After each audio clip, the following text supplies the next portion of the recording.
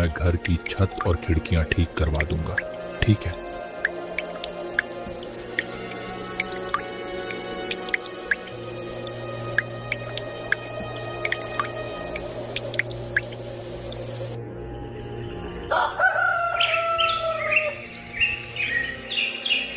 अगली सुबह लखन मालिक के घर की तरफ चल देता है। लखन का मालिक, जो स्वभाव से बहुत ही कठोर और निर्दयी था, अलाव के पास खड़ा अपने नौकरों पर चिल्ला रहा था। लखन अपने मालिक के पास जाता है और उनसे कहता है, मालिक, ठंडी का मौसम आ चुका है। कल तो हल्की हल्की बूंदाबांदी भी हो रही थी और मेरे घर की छत और खिड़कियां टूटी हैं, जिससे कि घर में पानी और हवा आती है। और अगर मैंने जल्दी से उसे ठीक नहीं करवाया तो ठंडी में हम लोगों को बहुत दिक्कत हो जाएगी। मैं और मेरी पत्नी तो किसी तरह दिन काट लेंगे, लेकिन मेरी एक छोटी सी बेटी है, वह इतनी ठंडी में उस टूटे फूटे घर में नहीं रह पाएगी। लखन की बातें सुनकर मालिक कहता है, अरे लखन, तो उसमें मैं क्या कर सकता हूँ? मालिक, आप मुझे थोड़े बहुत पैसे उधार दे देते तो मैं अपने झोपड़े की मरम्मत करवा लेता और मैं दिन रात मजदूरी करके आपका उधार चुका दूंगा। अरे तने अभी तो इतना काम भी ना करया जो मैं तने उधार दे सकूं। अभी मेरे पास पैसे कोन्या। सर्दी की वजह से सारा धंधा चौपट हो रहा है। और सुन मेरी बात, काल से काम पर मत आइए। मने तेरे बर्गे मजदूर की जरूरत कोन्या। अरे मालिक, मैं तो मदद की उम्मीद से आपके पास आया था, लेकिन आप तो उल्टा मुझसे मेरा ही रोजगार छीन रहे हो। ऐसा मत करो मालिक, मत करो। मैं कहाँ जाऊंगा? लखन के इतनी मिन्नतें करने के बाद भी उसका मालिक मणिराम उसकी एक नहीं सुनता है और बेचारा लखन वहां से दुखी मन से वापस चला आता है।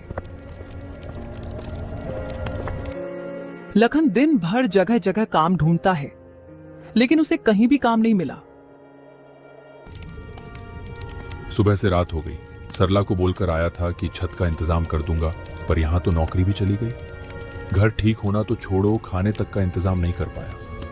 लखन चाय की एक दुकान के आगे बैठा यह सब सोच ही रहा था कि तभी आसमान में काले बादल छा जाते हैं और जोर जोर से बिजली कड़कने लगती है। हे भगवान, लगता है बारिश होने वाली है। मुझे तुरंत घर पहुंचना होगा, वरना सरला अकेले कैसे संभालेगी। लखन जल्दी जल्दी अपने घर की तरफ दौड़ता है। वह कुछ दूर चला ही था कि तभी जोर जोर से बारिश शुरू हो जाती है।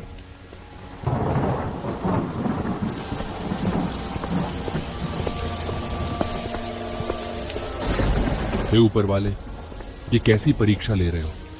पहले क्या आपको हमारे दुख कम लग रहे थे, जो ऊपर से ये बेमौसम की बारिश और शुरू कर दी? धीरे धीरे बारिश बढ़ जाती है और चारों तरफ पानी ही पानी हो गया था, मानो कोई समुद्र हो, जिससे लखन का उसमें चल पाना बहुत मुश्किल हो गया था।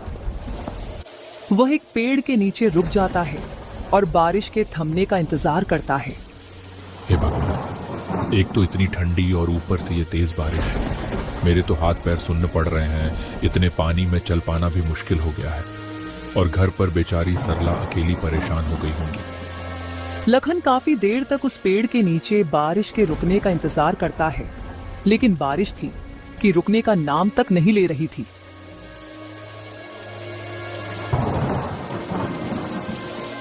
चल लखन, इस बारिश का कोई भरोसा नहीं, ये रुके या ना भी रुके। इतना कहकर लखन उस तेज बारिश में घर के लिए चल पड़ता है। जहां तक लखन की नजर जा रही थी, सब और पानी ही पानी था। छोटी छोटी झोपड़ियां तो पानी में ढहकर बह गई थी। यह देखकर लखन को अपने घर की चिंता होने लगती है। बेचारा लखन जैसे तैसे करके अपने घर तो पहुंच जाता है,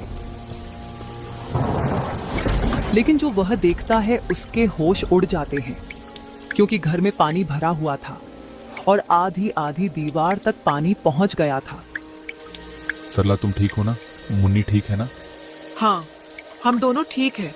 और देखो, मैंने मुन्नी को ऊंचे पलंग पर बिठा दिया है, लेकिन हमें घर का सारा पानी बाहर निकालना होगा। हाँ चलो भाग्यवान, निकालते हैं। वे दोनों बाल्टी भर भर कर घर से पानी निकालने लगते हैं, लेकिन वे जितना पानी निकाल रहे थे उतनी ही देर में उससे भी दुगुना पानी घर में भर रहा था।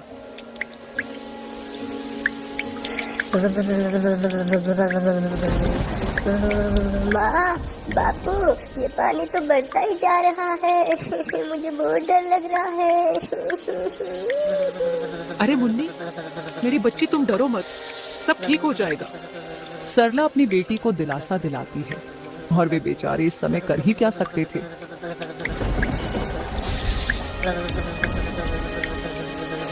रात के आखिरी पहर बारिश रुकती है।